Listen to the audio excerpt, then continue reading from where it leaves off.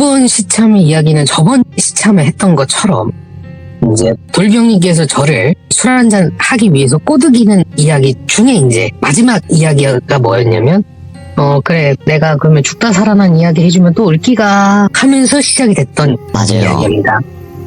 이전에도 말씀을 드렸지만 돌병님은 이제 부동산의 일을 하셨던 분이고 시대상이나 이런 거는 참고로 답했습니다. 이거는 어디 있는지의 위치만 얘기해도 주변에서는 얼마든지 유추가 가능한 이야기이기 때문에 그런 배경 백그라운드는 다 지우고 말씀을 드린다는 거는 미리 좀 말씀을 드릴게요. 이 이야기의 시작이 된 거는 여름이 시작될 때쯤 시작이 됩니다. 정확한 타이밍은 장마 전에 시작이 돼요. 근데 돌병님은 보통은 땅, 야산, 전답 이런 거를 하시는데 보통은 선산, 묘자리 이런 건 잘 안 하시거든요. 이제 아시는 분들은 아시겠지만 부동산이 좀 여러 파트가 나뉘어요. 우리가 흔히 알다시피 상가 전문, 건물 전문, 아파트, 빌라, 단독주택 전문 이런 이제 전문 분야들이 따로 파트를 나눠서 하는데 예. 보통은 토지 임야를 같이 하고 산, 임야 이렇게 같이 하는데 이분은 산은 안 했거든요. 근데 어느 날 이제 자기가 친하게 지냈던 후배놈이 전화가 온 겁니다. 형님 술 한잔 합시다. 그래 좋다 와라 하고 이제 같이 풍류를 즐기고 있는 이 와중에 형님 혹시 선산이나 묘자리도 하십니까? 하고 물어보는 거예요. 그래서 잘 안 한다. 솔직히 얘기하면 내 전문 파트는 아니다. 그리고 선산이나 묘자리는 잘 되면 본전인데 안 되면 정말 뒤에서 욕을 많이 먹는다.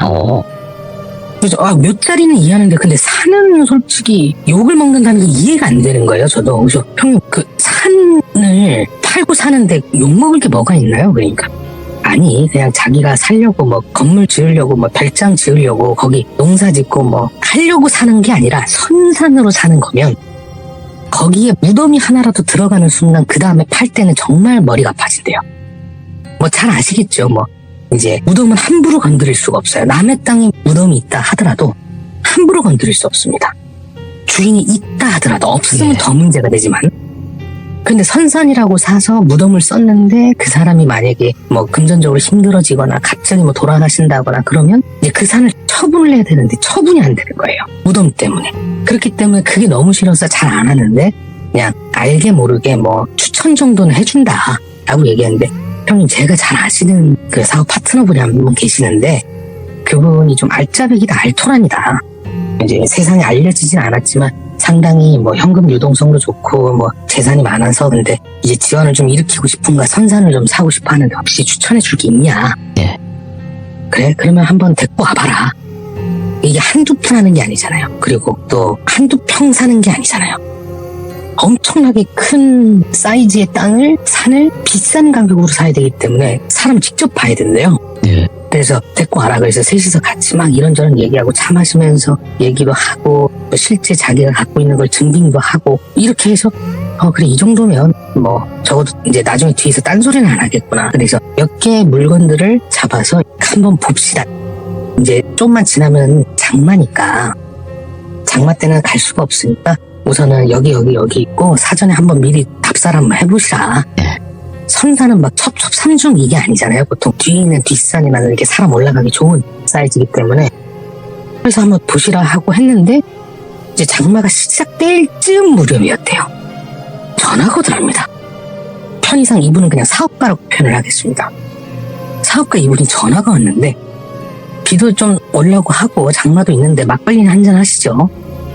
근데 이제 돌비 형님 입장에서는 고객이고 또 한번 도장 딱 찍는 순간 커미션으로 엄청난 돈이 들어오니까 보통은 자기가 남는 게 못해도 공 7개 많으면 공 8개 그러니까 1000만 단위 또는 억 단위의 돈이 들어오니까 오라고 해야죠.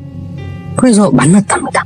그래서 서로 이제 비도 좀 추적추적 내리고 흐리고 바람도 선선히 불 때 평상 같은 데 깔아놓고 술 한잔 마시면서 서로 얘기하고 땅 얘기도 하고 하는데 갑자기 집 앞에 포터하고 이런 그 스타렉스 같은 차가 갑자기 끼고 오더래요. 근데 보통은 올 일이 없어요. 시골에 그런 게 오는 거는 그 사람이 불렀거나 그 사람이 작업을 시켰거나 이런 일이 있어야 오는데 웬 자기 집에 본 적도 없는 차량 몇 대가 끼익 쓰니 사람들이 우르르 내려서 물 막 내리는 거예요. 뭐야? 하고 이제 나가보려고 해서 나가니까 사장님 제가 부른 사람이에요. 제가 불렀습니다. 아예 안 나가셔도 됩니다. 이러는 거예요. 근데 아시겠지만 남의 집 앞에 얘기도 없이 대여섯 명 사람이라고 하는데 대여섯 명의 사람이 많은 장비를 막 내리고 있는 거예요. 엄청난 실례거든요. 네. 내 집도 아니고 남의 집인데 그것도 시골에서 기가 차서 말도 안 나왔답니다. 그 이제 돌병면 표현을 빌리자면 뭔 개소리도 이렇게 정성스럽게 하는지 모르겠다고. 그래서 사전에 미리 말한 것도 아니고 아니면은 와서라도 얘기를 했었어야 되는데 이런 방구 언급도 없이 그렇게 하니까 너무 황당했대요. 그래, 네 어떻게 하나 한번 보자. 틀리면 안 팔면 되니까 그냥 뭐 한 게 없잖아요. 뭐 계약금을 준 것도 아니고 아무것도 없으니까 안 팔 테니까 가라 하면 되니까 그냥 네 한번 네 쪼대로 한번 해봐 하고 그냥 내비뒀대요. 그래서 보니까 뭐 삽에다가 무슨 뭐 별의별 장비들 우리 그냥 흔히들 작업할 수 있는 작업 공구들을 막 내리더니 갑자기 산악 장비들을 내리더래요. 보니까 왜 우리 영화 히말라야 같은 거 보면은 왜 올라갈 때 쓰는 뭐 곡괭이 같은 거 그리고 막 부츠에다가 무슨 뭐 군장 같은 가방 뭐 이런 전문 산악 장비들이 막 내리더라고요. 뭐하나 혹시 여기 뭐 근처에 작업 있나? 그러면 내가 이해해 줄 수 있지. 네가 일 있는데 네가 여기 있으니까 그리고 나랑 술을 먹으니까 여기 와서 뭐 정리하고 가면 이해해 준다. 그게 아니더래요. 네. 그러더니 저기 사장님 저 장비 이거 집안에서 좀 보관 좀 해도 돼요? 그러니까 이 뭐냐고 뭔데 내 집에 이걸 갖다 놓겠냐고 사장님 말도 없이 이제 슬슬 화가 나더래요. 아니 이제 매물도 좀 보러 왔다 갔다 해야 되는데 그것 때문에 미리 준비한 거다. 그리고 이제 선산이었던 산이 아니라 그냥 산을 선산화시키는 거잖아요. 그럼 뭐 평탄화도 해야 되고 길도 내야 될 거고 뭐 여러 가지 작업을 해야 되니까 그런 건가? 그래서 약간 화를 누그러뜨리고 하는데 장비가 너무 전문적이더래요. 이상하네. 이렇게까지 할 일이 없는데 그냥 포크레인 부르고 무슨 뭐 인부들 불러서 땅 평탄화 작업하고 등산로 내고 뭐 풀 베고 뭐 나무 자르고 이게 아니라 정말 너무 하드코어하게 생겨서 이거 뭐냐고 그래 이건 뭐냐 이 등산장비 뭐냐 이거. 사장님도 잘 아실 거예요. 우리가 맑은 날 날씨 좋을 때 산을 가는 게 아니라 우리 선산이니까 왜 우리 배산 임수 뭐 이런 거 보면은 무덤가에는 습기가 있으면 안 된다 그러잖아요. 물이 있으면 안 돼요. 맞죠. 그러니까 비가 오고 난 뒤에 물이 어떻게 빠지는지 봐야 되겠다는 거예요 자기가. 예. 그리고 장마가 시작이 되고 장마가 끝날 때쯤 비가 조금 줄어들 때쯤 매물로 나와 있는 산을 돌아다니면서 물 빠짐이나 배수나 뭐 전반적인 기운을 그때 보겠다는 거예요. 이해는 해요. 납득은 할 수 있어요. 이성적으로. 근데 거기를 어떻게 갈 거예요? 등산이 아니잖아요. 우리 그냥 뒷산에 약수금을 떨어 가거나 뭐 우리 북한산 올라가는 등산로가 아니라 없는 산에 길을 내서 올라가야 되는데 장마가 한창 시작이 되고 끝날 때쯤 한창 물을 먹어 있는 산을 전문 산악인은 아니고 일반 부동산 타고 있는 내가 거기를 타고 올라간다고? 너무 어이가 없는 거예요. 예. 여기서 이제 막 한마디 막 싸대고 쫓아낼까 하다가 자기 이제 소개시켜준 후배 체면이 있어서 그래 그러면은 오케이 당신 의미 알겠다 무슨 말인지 알겠으니까 장마 끝날 때쯤 가자 하고 시간 텀을 번 거예요. 그리고 이제 집 한 구석에 뭐 비 안 맞게 장비랑 막 이런 거 삽이랑 톱 뭐 이런 거 다 창고에 넣어놓고 후배한테 전화해서 난리 부르셨던 거야. 이런 미친놈이 어딨냐고 이런 일이 있었다니까 무슨 소리 하시냐고 지금 이게 상식적으로 말이 되냐. 지 혼자 올라갔으면 올라갔지 형님을 왜 데리고 가냐고 선배를 왜 데리고 가냐고. 데리고 가야 되는데 이 비 오는 이 짱대비 오고 나서 물 먹은 산을 우리가 올라가야 된다고 길을 만들면서 욕을 그렇게 바가지를 했는데 형님 미안한데 그냥 이렇게 합시다. 그냥 장마 끝날 때쯤 온다고 하면 내가 스케줄이 생겨서 지방에 가야 된다고 얘기해서 장마 끝나고 어느 정도 안정이 된 상태에서 가는 걸로 하자고 이제 잠정 합의를 한 거예요. 근데 그게 맞잖아요. 우리가 뭐 K2 정벌하러 가는 전문 산악인도 아니고 그러니까 그렇게 핑계를 대서 시간을 벌어서 어느 정도 안정이 된 상태에 가기로 합의를 했는데 장마가 끝날 때쯤 그냥 쳐들어온 거예요. 사업가가 갑시다 하고 대여섯 명을 데리고 온 거예요. 네. 그러니까 이제 딱 누가 봐도 일해 주시는 작업자분들 몇 명 하고 이제 뒤에 누가 봐도 산악인이에요. 이 사람은 그냥 제2의 어몽길이에요. 딱 봐도 누가 봐도 산악인입니다. 산악인 한 대여섯 명을 딱 데리고 온 거예요. 가자고. 그 자리에서 파탄을 보냈대요. 정말 그때 당시에 돌비 형님의 표현을 빌리자면 정말 죽지 않을 정도로 매맞고 쫓겨나야 될 상황이었대요. 너무 화가 났대요. 근데 후배 체면도 있고 그래 내가 눈탱이 제대로 쳐서 예를 들어서 100만 원짜리면 내가 너한테 2천만 원을 팔 거야. 내 인건비가 그렇게 비싼 거야. 너 각오해. 그래 갑시다. 진짜 이를 바득바득 하면서 갔대요. 아실 겁니다. 우리가 비가 오고 나서 산이 얼마나 위험한지. 근데 문제는 아시지만 해도 빨리 지지만 기온의 차도 정말 심한데 이미 땅이 물을 먹어갖고 땅인지 진흙인지 그러니까 머드 있잖아요. 뻘인지 구분이 안 될 정도였죠. 거기 있는 산악인들이 이제 길을 터가지고 올라가고 뒤에서 이제 사업가 사람들 몇 명하고 자기하고 몇 명 사람들 데리고 가서 올라가는데 정말 욕을 바가지로 했답니다. 속으로는. 근데 진짜 한 20배 30배 남겨서 먹을 테니까 기다리고 있으라고 도장 찍을 준비만 해라 했는데 아마 이제 아실 겁니다. 연세가 좀 있으신 귀족님들은 아무리 뭐 이런 거에 관심이 없어도 몇 자리가 될 수 있는 자리가 되지 못하는 자리는 어느 정도 구분을 하거든요.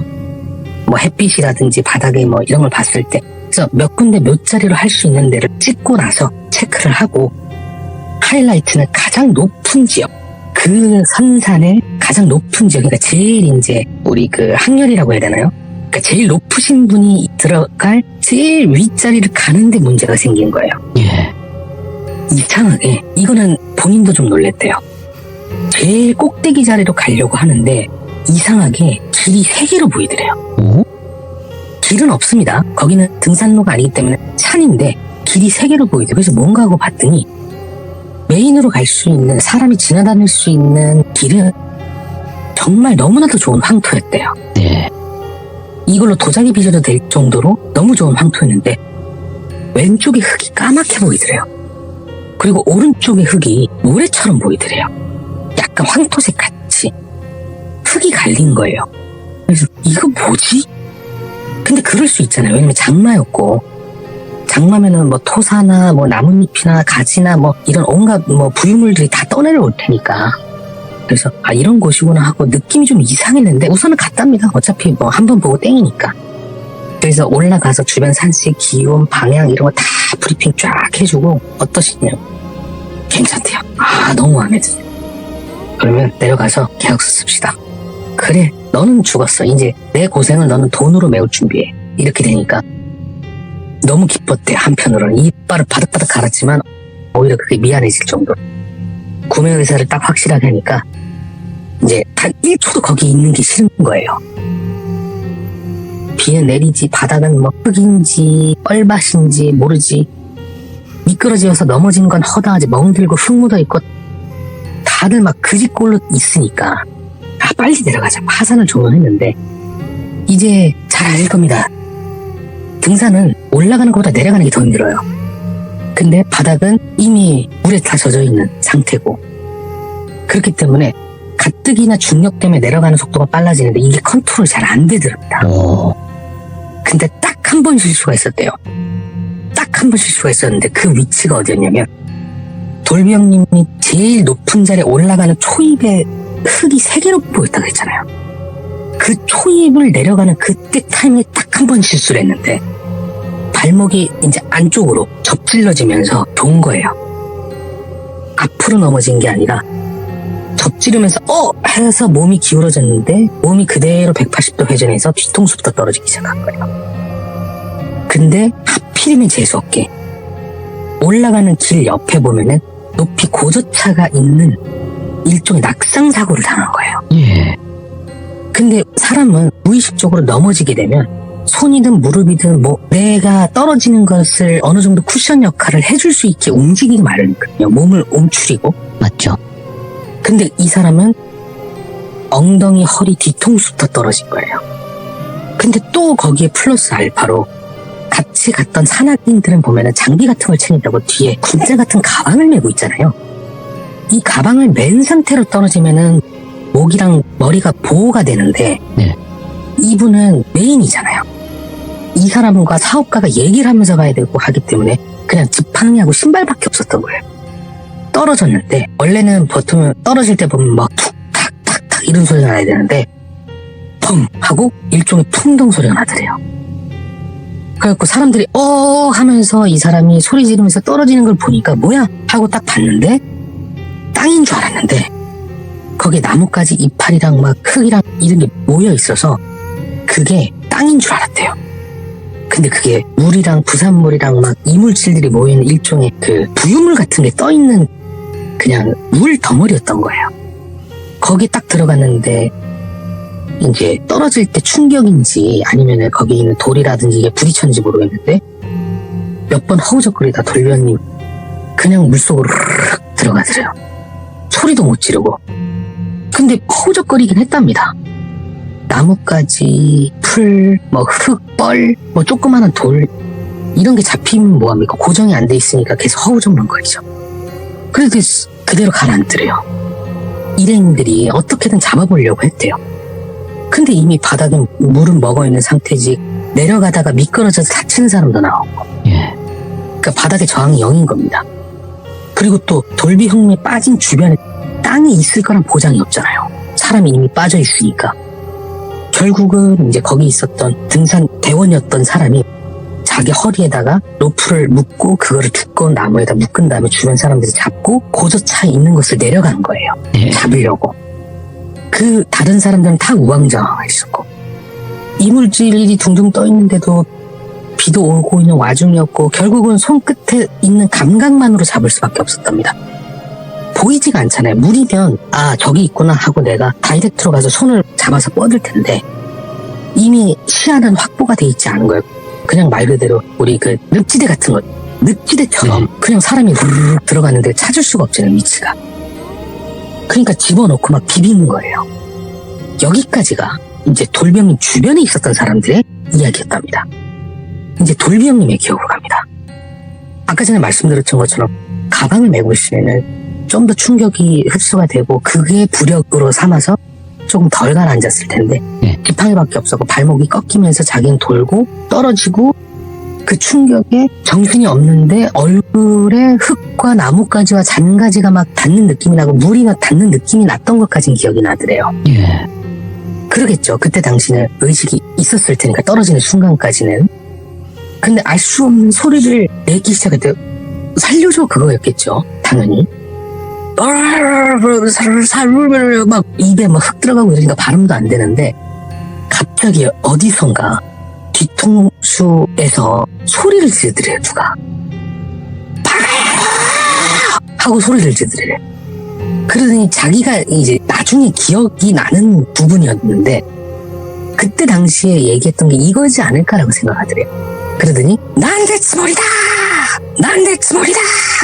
일본어. 이렇게 소리를 지르세요. 코코데 시로까!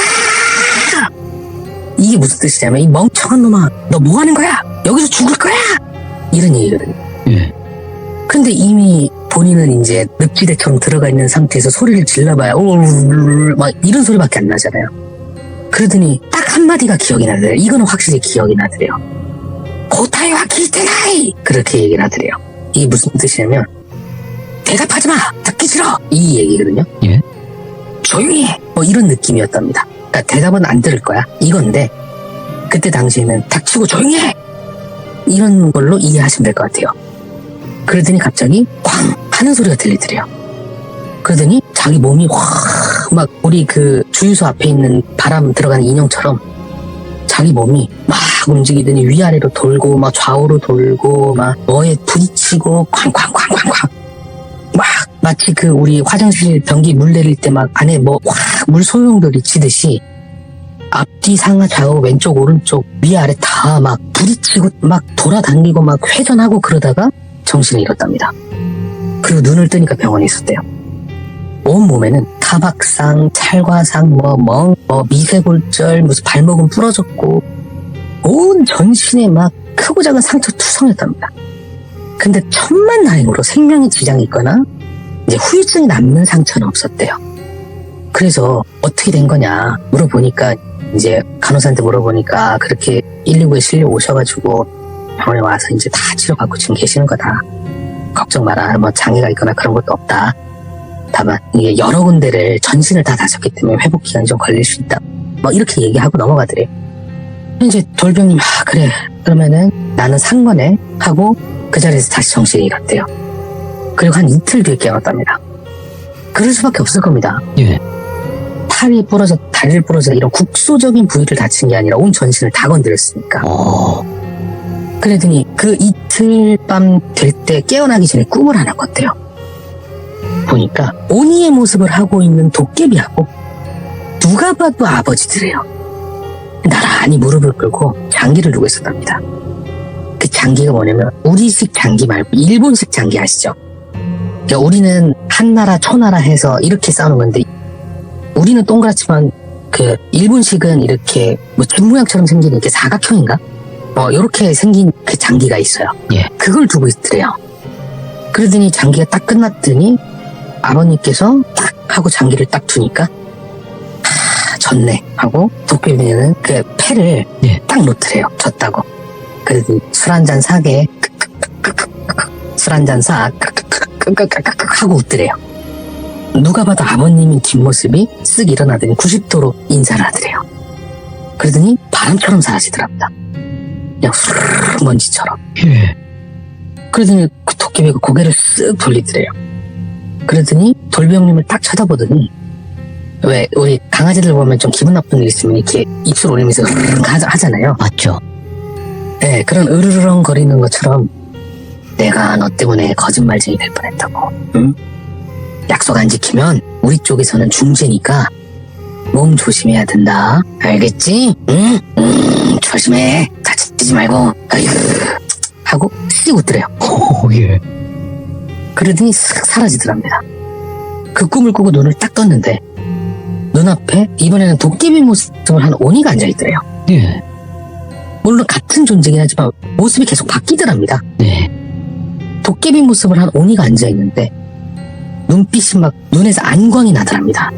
눈 주변에 막 불이 막 펄펄펄 끓으면서 너 한 번만 더 이런 무모한 짓 했다가는 내가 너 진짜 사지를 죽일 거니까 몸 좀 사려라 이 새끼야 하면서 품속에서 예. 뭐를 꺼내더니 돌비 형님 손에다가 뭘 하나 탁 놔주고 사라지더래요. 예. 손바닥을 딱 보니까 도토리 세 개더랍니다. 도토리. 네, 도토리 세 개라고 하더래요. 뭐지? 하고 봐서 한번 만져봤대요. 우리 호두 같은 거 만지는 것처럼 도토리 세 개를 딱 만졌는데 하나가 완전히 그냥 으스러지더랍니다. 두 개는 온전하게 있고 하나는 완전히 먼지처럼 쓱 사라지더래요. 이제 여기까지가 돌비 형님의 입장이었고 이제 같이 갔던 일행들의 이야기는 거기에 이제 허리에 끈을 묶고 들어갔던 그 등산 대원분 한 분이 정말 죽을 각오를 하고 들어가려고 했는데 예. 갑자기 위쪽에 있는 성인 남자 상반신 정도 사이즈 되는 큰 돌이 예. 토사와 함께 갑자기 옆에 퍽 떨어졌대. 자기 옆에 맨 큰 돌이. 원래 그러면은 늪지대나 이런 데가 있으면 물이 있으면 풍덩 소리가 나야 되잖아요. 약간 물소리가 나야 되는데 퍽 하고 소리가 나더랍니다. 그러더니 갑자기 반대쪽에서 갑자기 물살 빨려 내려가듯이 잔가지하고 나뭇잎이 한쪽으로 확 쏠리더래요. 그 돌이 떨어지면서 이제 주변에 있었던 뭔가 물 빠지는 걸 막고 있었던 어딘가에 충격이 갔었나 봐요. 네. 그러니까 우리 보면은 작년 여름에도 막 비 한창 막 집중호우 쏟아졌을 때 하수구 막혔을 때 누가 그 막혀있는 거 딱 빼면은 물 갑자기 확 쏠려 들어가잖아요. 예. 그런 것처럼 갑자기 나뭇가지하고 잔가지하고 토사가 한쪽으로 확 쏠리면서 막혀 있었던 물이 갑자기 한쪽으로 빠지더랍니다. 그때 손이 보였대요. 돌비 형님의 손이 보여서 그걸 잡고 위에 있는 사람들이 땡겨줘서 겨우 발렸답니다. 예. 근데 돌비 형님이 어떻게 있었냐면 거꾸로 있었대요. 그게 뭐냐면 이제 갑자기 수압이 한쪽으로 쏠리니까 분명히 하늘을 보고 떨어졌는데 안쪽에서 막 돈 거예요.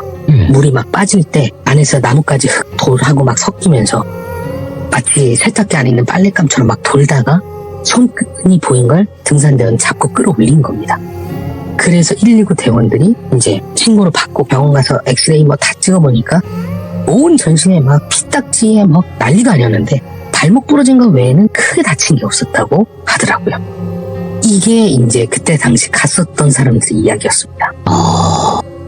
물론 이 이야기를 듣는 저도 돌병님하고 이제 막걸리 한잔 하면서 저는 이제 개인적으로 잣으로 만든 막걸리를 좋아해요. 네. 일반 막걸리 말고 잣으로 만든 막걸리를 되게 좋아하는데 그걸 같이 먹으면서 막 얘기를 하고 있었는데 마치 할아버지가 손자한테 얘기해듯이 옛날 이야기 하듯이 그렇게 얘기를 해주는 거예요. 그래서 그럼 뭐 어떻게 되셨냐 그 뒤로는 뭐 다행히 뭐 했고 이제 눈탱이 쳐서 팔아갖고 내가 한몫 쫙 땡겨갖고 아파트 사고 뭐 했지. 잘 해결됐어. 아니 뭐 후유증이나 그런 거 없었어요. 많이 없었다. 그러면서 갑자기 가만히 있어봐 하더니 자기가 입고 있었던 외투를 한 장 탁 벗더니 네. 목에서 목걸이를 하나 딱 꺼내는 거예요. 근데 그분이 이제 돈이 좀 있으신 분이라 이제 백금으로 된 목걸이를 끼고 있었거든. 어이구, 예. 네, 백금으로 된 목걸이를 끼고 있었는데 거기에 네모 박스에 도토리가 하나 딱 들어가 있어요. 이거야. 오, 이게 내가 그 도깨비한테 받은 도토리 중에 하나라고. 헐, 예. 근데 아니 형님 그러면 3개 중에 하나는 나가리 됐고 그러면 2개인데 하나 어디 갔어요? 얘기해 줄 테니까 또 올래? 이러지 마요. 그냥 얘기해줘요. 그냥 오늘 다 얘기해주면 되지. 왜 자꾸 이렇게 뜸을 들이냐니까. 아니 나이도 들고 하니까 심심해서. 너 오면은 나도 술 한잔하고 좋지 뭐. 내가 뭐 자식이 있냐 뭐가 있냐. 그러면 다음에 이야기 뭐 해줄 건데요? 이것도 죽다 살아나는 이야기긴 한데 아마 듣도 보도 못한 얘기일걸? 뭔데요? 뭔데? 아니 지금 해준 얘기 자체가 내가 살면서 단 한 번도 무서운 이야기에서 내가 듣도 보도 못한 얘기다. 이번엔 더 듣도 보지도 못한 얘기일 거야. 뭔데요, 그러니까? 너 전번에 이야기했던 거 나 라이브로 들었거든? 이 제목 잘 짓대. 나도 제목 하나 지어봤어. 이거는 정말 며칠 전에 들은 얘기예요. 예. 다음 시참의 이야기의 제목은 오니와 지니입니다. 지니? 네. 그 소원 들어주는 지니요? 네, 램프의 지니입니다. 그러니까 제목만 그렇다는 거지 뭐 진짜 지니가 나오는 건 아니겠죠, 그죠? 이거는 들어보시면 압니다. 이거는 제가 정말 예상치도 못했던 개념이 나와서 깜짝 놀랐어요. 그래서 네. 자연스럽게 다음화까지 예고하고 이런 이야기를 듣게 돼서 제가 시참을 하게 되었습니다.